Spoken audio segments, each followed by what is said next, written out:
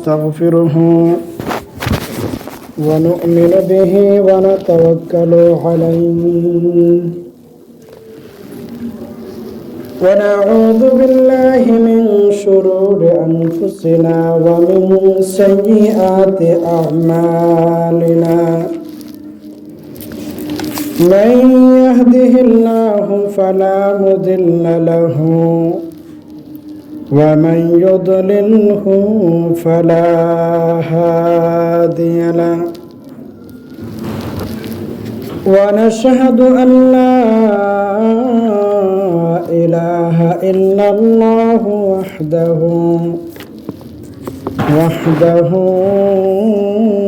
لا شريك له ونشهد أن سيدنا وسندنا وشفيعنا وحبيب ربنا وطبيبنا وطبيب قلوبنا ومولانا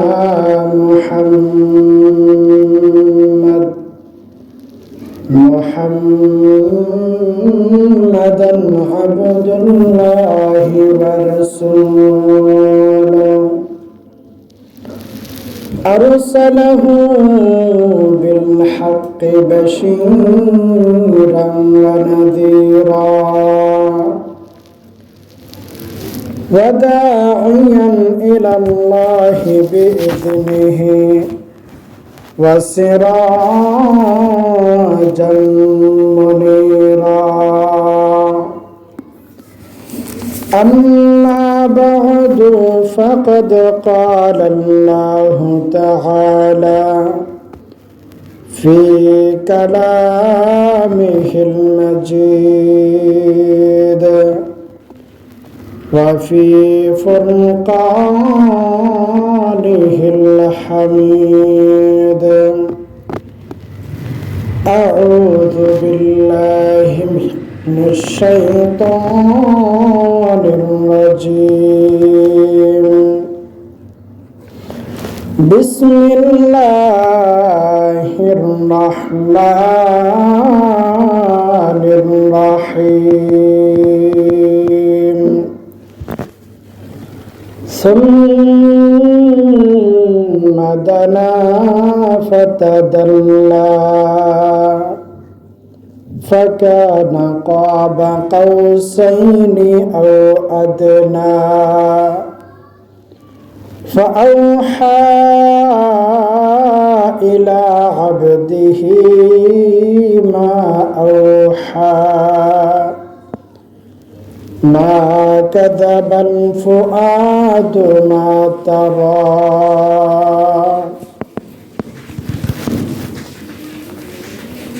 بارك الله لنا ولكم في القرآن العظيم ونفعنا وإياكم بالآيات والذكر الحكيم صلى الله على سيدنا ومولانا محمد وعلى آله وأصحابه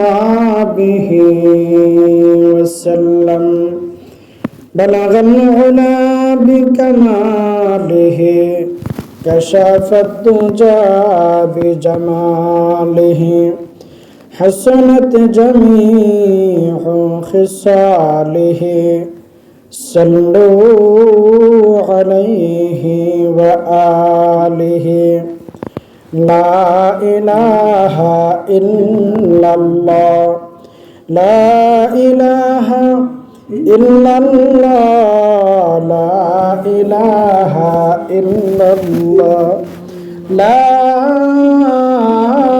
إله إلا الله محمد رسول الله صلى الله عليه وسلم محترم حاضرین মুরব্বিয়ানে হজম যুবক ভাই পর্দার আড়ালে অবস্থানরত অত্যন্ত শ্রদ্ধেয় মা বোন আমরা সর্বপ্রথম মহান আল্লাহ পাক রব্বুল আলামিনের দরবারে অসংখ্য গণিত শুকর আদায় করি। সবাই দিল থেকে বলি আলহামদুলিল্লাহ।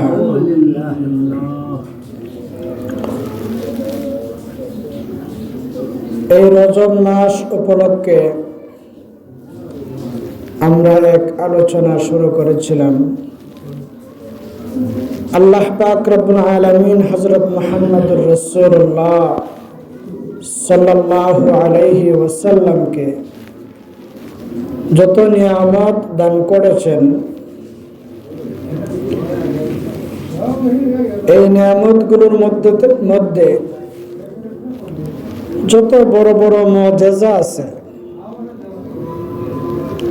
এই মুআজিজার মধ্যে অন্যতম একটা মুআজিজা হলো আল্লাহ রাসূলকে আল্লাহ পাক রব্বুল আলামিন মেরাজ করাইছেন। জোরে বলেন সুবহানাল্লাহ। এই মেরাজের আলোচনা গত সপ্তাহ থেকে শুরু করেছি। আসলে মেরাজের আলোচনা অনেক লম্বা আলোচনা, এটা 2-3-4 জুমআয় শেষ করার মতন না।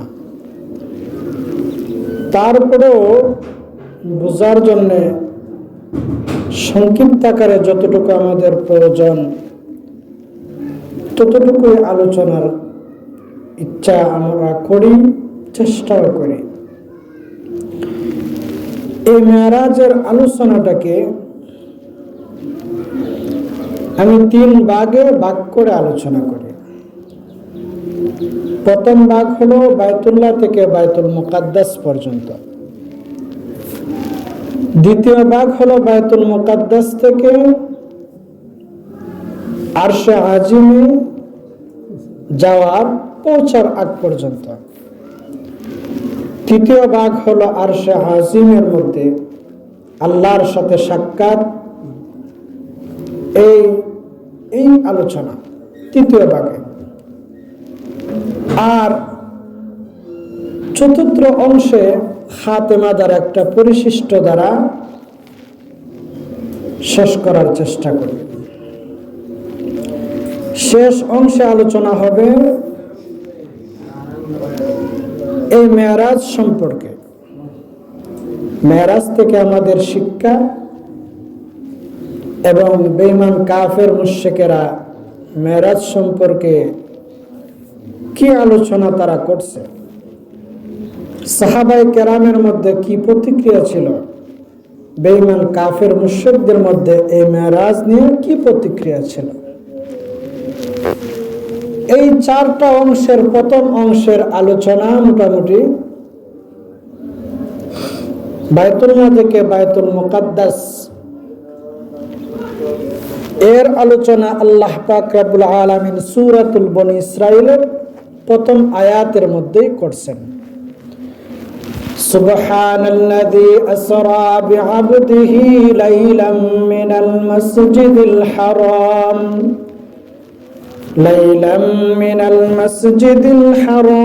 ইলাল মাসজিদিল আকসা। বাইতুল্লাহ থেকে বাইতুল মুকাদ্দাস এই সফরটাকে বলা হয় ইসরা। বাইতুল্লাহ থেকে বাইতুল মুকাদ্দাস পর্যন্ত সফর গত সপ্তাহে আমরা সংক্ষিপ্ত আকারে আলোচনা করছি। এই বাইতুল্লাহ থেকে বাইতুল মুকাদ্দাস যখন আল্লাহ রাসূল যাইয়া পৌঁছান,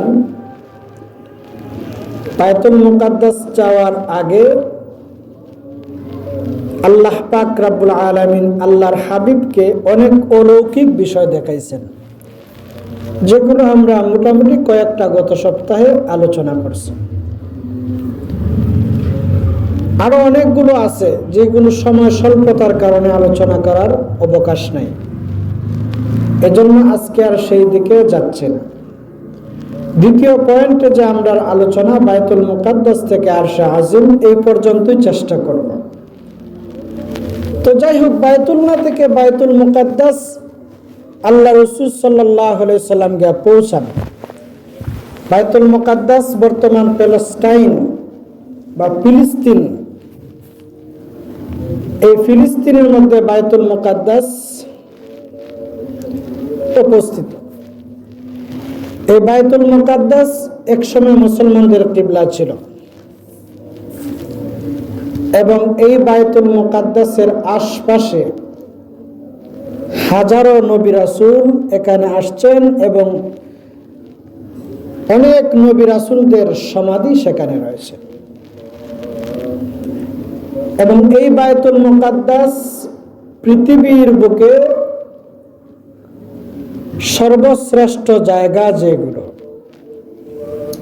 সর্বশ্রেষ্ঠ মসজিদ হলো সর্বশ্রেষ্ঠ জায়গা দুনিয়ার মধ্যে। এই মসজিদের মধ্যে সর্বশ্রেষ্ঠ যেগুলো, এর মধ্যে 3 নম্বরে আছে। কয় নম্বরে? 1 নম্বর বায়তুল্লাহ, 2 নম্বর হলো মসজিদে নববী, 3 নম্বর হলো বায়তুল মুকাদ্দাস। এই বায়তুল মুকাদ্দাস হযরত উমর রাদিয়াল্লাহু তাআলা আনহুর জামানায় পূর্ণাঙ্গভাবে মুসলমানদের অধীনে ছিল। রাসূলের যুগ থেকে নিয়ে এই পর্যন্ত, এরও আগেও বিভিন্ন পর্যায়ে কখনো মুসলমানদের অধীনে, কখনো ইসরায়েলরা, ইহুদিরা, খ্রিস্টানরা তাদের দাবি করে, এই নিয়ে ঝামেলা আছে। তবে ইনশাল্লাহ অতি ভবিষ্যতে মুসলমানদের এই বায়তুল মুকাদ্দাস সহ ফিলিস্তিন পূর্ণাঙ্গভাবে মুসলমানদের অধীনে আসবে ইনশাআল্লাহ। অতীত মুসলমানদের ছিল লম্বা আলোচনা, সেই দিকে যাব না, কোনো এক সময় ইনশাল্লাহ সেই আলোচনা করব। তো বায়তুল মুকাদ্দাস আল্লাহ রাসূল সাল্লাল্লাহু আলাইহি ওয়াসাল্লাম গিয়া পৌঁছলেন। পৌঁছার পরে আল্লাহ রাসূল বলেন যে অন্যান্য নবী রাসূলগণ একটা পাথর আছে, এই পাথরের মধ্যে ওনাদের বাহন নিয়ে বাঁধতেন। আমি রাসূলও সেই যানবাহন বাঁধার যে জায়গাটা, সেই করার মধ্যে আমি আমার কি করলাম, বুরাকরে বাঁধলাম। কেউ কেউ বলছেন যে হযরত জিবরাইল আলাইহিস সালাতু ওয়াস সালাম বানছেন বুরাকরে। উভয় ব্যাপারে হাদিস রয়েছে। উভয় হাদিসের সামঞ্জস্য করছেন এইভাবে যে যেই পাথরের করাটা ছিল, তা দীর্ঘ সময় নবী রাসূল এটার মধ্যে তাদের বাহন না বাঁধার কারণে একটা আবরণ পড়ে গেছে। সেই আবরণটা হযরত জিবরাইল আলাইহিস সালাতু ওয়াস সালামের হাতের মাধ্যমে বা আঙ্গুলের মাধ্যমে এই আবরণটা সরাইয়া দিয়েছেন। হযরত রাসূল করিম সাল্লাল্লাহু আলাইহি ওয়াসাল্লাম বুরাকটারে সেই জায়গার মধ্যে বাঁধছেন। বাঁধার পরে বায়তুল মুকাদ্দাস ভিতরে ঢুকছেন। বায়তুল মুকাদ্দাসের ভিতরে ঢুকার পরে গিয়া দেখেন এক আজিমুশ-শান অবস্থা। যত নবী রাসূল ছিলেন সবাইকে আল্লাহ পাক রব্বুল আলামিন এই বায়তুল মুকাদ্দাসের মধ্যে সমবেত করছেন। জোরে বলেন সুবহানাল্লাহ। আসমানের অনেক ফেরেশতারা তারাও এই বায়তুল মুকাদ্দাসের মধ্যে শরীক হয়েছেন, উপস্থিত ছিলেন। সবাই উপস্থিত থেকে কি যেন অপেক্ষা করতেছেন। হযরত রাসূল করিম সাল্লাল্লাহু আলাইহি সাল্লাম বলেন, আমি যাইয়া দেখলাম তারা সবাই অপেক্ষমান। সেখানে কোন কোন রওয়ায়াতে আছে আজান দিছেন। আজান দেওয়ার পরে আকামত হইছে। এই আকামত দেওয়ার পরে এই মজলিসের ইমামতি কে করবেন? আচ্ছা বলেন তো, যদি আজকে আমাদের এই মসজিদে বাহুবলের এলাকার যত বড় বড় গণ্যমান্য উলামায়ে কেরাম আসেন, সবাই মনের মধ্যে থাকবে যে আমি যদি ইমামতি করতে পারি এটা আমার সৌভাগ্যের ব্যাপার। জোরে বলেন ঠিক না বেঠিক? এত বড় এক বরকতি মজলিসের ইমাম হওয়া কি সাধারণ ব্যাপার? সমস্ত নবী রাসূল উপস্থিত, সবাই ভাবতেছেন আজকের এই মজলিসের এই জামাতের ইমাম কে হবেন, ইমামতি কে করবেন। অবশেষে হযরত জিবরাইল আলাইহিস সালাতু ওয়াস সালাম আল্লাহ রাসূল সাল্লাল্লাহু আলাইহি সাল্লামের হাত মুবারক ধরে সামনে আগায় দিয়ে বলতেছেন, ওগো নবীজি, আজকের এই জামাতের ইমামতি করার অধিকার একমাত্র আপনার, আপনি ইমামতি করেন। জোরে বলেন সুবহানাল্লাহ। হযরত রাসূল করিম সাল্লাল্লাহু আলাইহি সাল্লাম ইমামতি করলেন। সমস্ত নবী আলাইহিমুস সালাম, আম্বিয়া আলাইহিস সালাম, রাসূল, সমস্ত নবী রাসূলের ইমামতি করছেন, ফেরেশতাদের ইমামতি করছেন। এই জন্য রাসূলকে বলা হয় নবীদেরও নবী, রাসূলদেরও রাসূল, খাতামুন নবীন, সাইয়্যিদুল মুরসালিন, নবীদের সরদার। আমাদের নবীজির মান, শান, শৌকত হলো আল্লাহর পরে সমস্ত মাখলুকাতের উপরে।